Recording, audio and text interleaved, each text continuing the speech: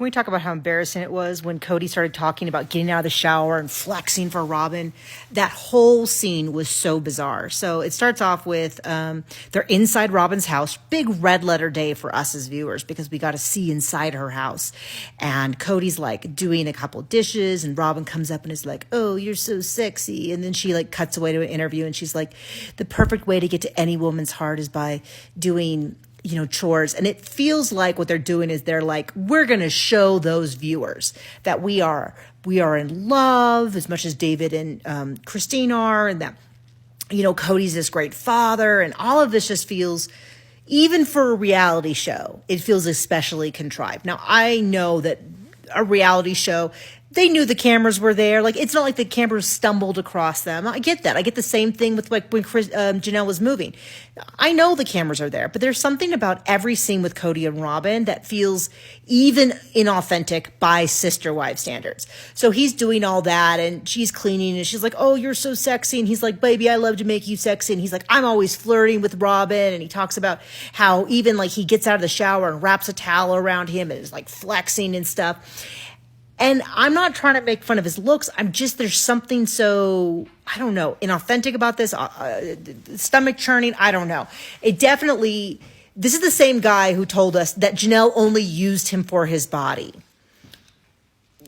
What? Where did that come from? And his 6-pack abs and his amazing pecs. And ever since then, people have been like, oh, is that his 6-pack abs? Because he is more of a keg body than he does a 6-pack ab body. And I don't think there's anything wrong with that. And normally I love wife guys. I like it. I think it's endearing when guys are like really into their wife. But there's something about when he does it with Robin that feels, I don't know, maybe it's just because it's a history of like him all these years he was swooning over her and he'd deny it and say we're idiots and that we're liars and we don't understand. And now that he's doing it, it's like, yeah.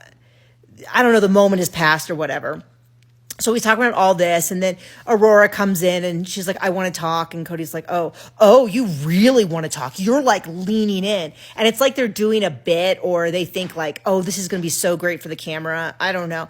And then the whole thing with the baptism, which, I want to make clear, I support a baptism. I support people's spiritual journeys. I'm not making fun of baptism.